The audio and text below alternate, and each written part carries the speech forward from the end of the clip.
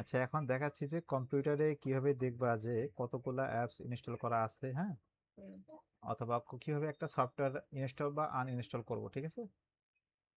তো কতগুলো অ্যাপস আছে এটা দেখার জন্য দুইটা উপায় আছে। প্রথমত এই যে এইখানে যে দেখতে পাচ্ছ না, চারটা ব্লক আকৃতির হুম, মাউসটা, এখানে এই যে নীল আকারের যে ব্লকগুলো চারটা আছে এখানে নিয়ে গেলে স্টার্ট লেখা আসতেছে, হ্যাঁ, হুম, এটাকে উইন্ডোজ উইন্ডোজ বার বা স্টার্ট বার বলে, হ্যাঁ।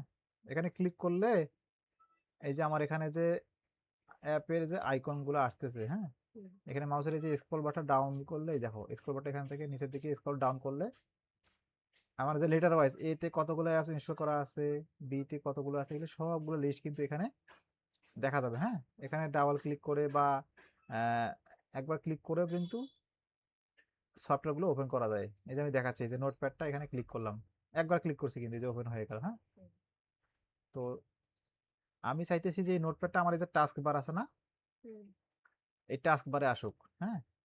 তো এখান থেকে তো দেখা যায়। আবার এই যে উপরে কিন্তু একটা সার্চ বার আছে, এই যে সার্চ অ্যাপস লেখা আছে, দেখছো? হুম, আবার দেখাই, যে এখানে ক্লিক করার পরে এই যে দেখো এখানে সার্চ বার আছে, হ্যাঁ।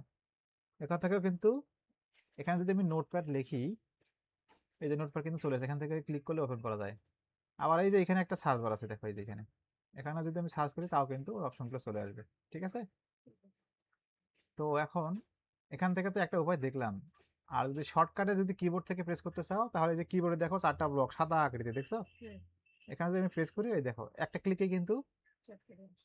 এই যে একটা ক্লিকে কিন্তু আমার সবগুলো অ্যাপসের আইকনগুলো ওপেন, যে কতগুলো অ্যাপস ইনস্টল করা আছে এটা ওপেন হয়ে গেল। তো এখন আমি চাইতেছি যে আমি যে কোনো একটা অ্যাপস আনইনস্টল করবো, হ্যাঁ। তো সেটা কিভাবে? তো ধরো এই যে আমি এই যে বিজয় বানানোটা আনইনস্টল করবো, তো এখান থেকে মাউসের যে রাইট বাটনটা এখানে ক্লিক করলে দেখো আনইনস্টল অপশন আসছে। হুম, এখানে এখানে যদি আমি ক্লিক করি, ক্লিক করার পরে ইয়েস দিলে কিন্তু আনইনস্টল হয়ে যাবে। হুম, আরেকটা উপায় আছে, এখানে যে কন্ট্রোল প্যানেল দেখো, এই যে এখানে আমি ডাবল ক্লিক করলাম, এখানে আসার পরে এই যে প্রোগ্রাম লেখা আছে, আনইনস্টলের প্রোগ্রাম, ঠিক আছে? এখানে ক্লিক করব, ক্লিক করার পরে এই যে এখানে কিন্তু সফটওয়্যার বা অ্যাপ্লিকেশনের তালিকাগুলো আসছে, যে আমি এখানে আসার পরে আমি যদি যে কোনো, ধরো আমি এই যে মজিলা ফায়ারফক্সটা এটা আনইনস্টল করবো, তো এখানে আগে ক্লিক করবো, এখানে হুম, যে সিলেক্ট হইলো, সিলেক্ট হওয়ার পরে মাউসের রাইট বাটনটা প্রেস করার পরে যে আনইনস্টল, এখানে যদি আমি ক্লিক করি আনইনস্টল হয়ে যাবে, ঠিক আছে? হুম, আর সফটওয়্যারটা ইনস্টল দেবো কিভাবে?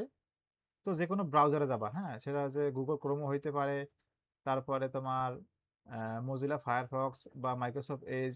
এই যে এখানে কিন্তু আছে, এটা যে মজিলা ফায়ারফক্স ব্রাউজার, এটা কিন্তু এই যে মাইক্রোসফট এজ, এটা তিনটা কিন্তু তিন ধরনের ব্রাউজার। তো আমি ক্রোম দিয়ে দেখাইতেছি, হ্যাঁ। হুম, ধরো তুমি এখানে ভিএসএস কোড ডাউনলোড করবো, তো এখানে আমি লিখলাম ভিএস কোড।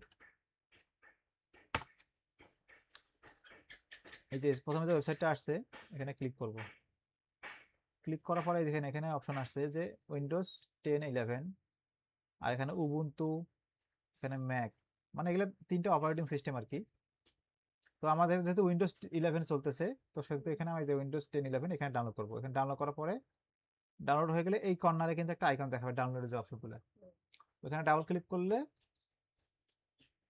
সফটওয়্যার ইনস্টল করার জন্য একটা উইন্ডো আসবে, যে ইনস্টল ইনস্টল দিছে অ্যাপ। তো ওখানে যদি ক্লিক করো অটোমেটিক ইনস্টল হয়ে যাবে। তো ইনস্টল হওয়ার পরে খুঁজবে কোথায়, এখানে এই যে আবার স্টার্ট বারে যাবে, এখানে হুম, এখানে খুঁজবা।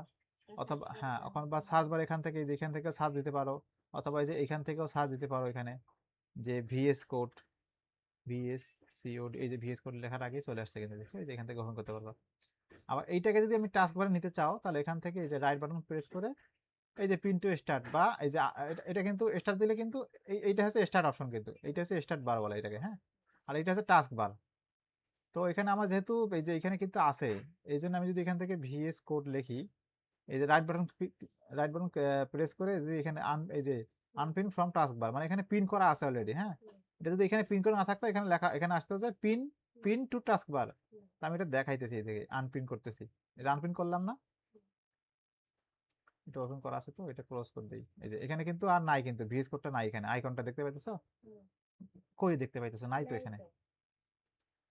আর এখান থেকে যদি আমি ভিএস কোডটা আমি ওই টাস্ক বার নিতে চাই, তাহলে এখান থেকে মাউসের রাইট বাটন প্রেস করে এই যে পিন টু টাস্ক বার, এই যে দেখো চলে গেছে, দেখছো?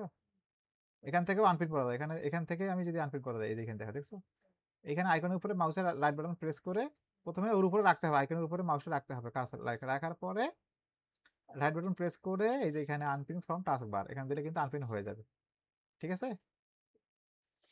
আচ্ছা, তো আজকে এগুলোই দেখো, প্র্যাকটিস করো, ঠিক আছে?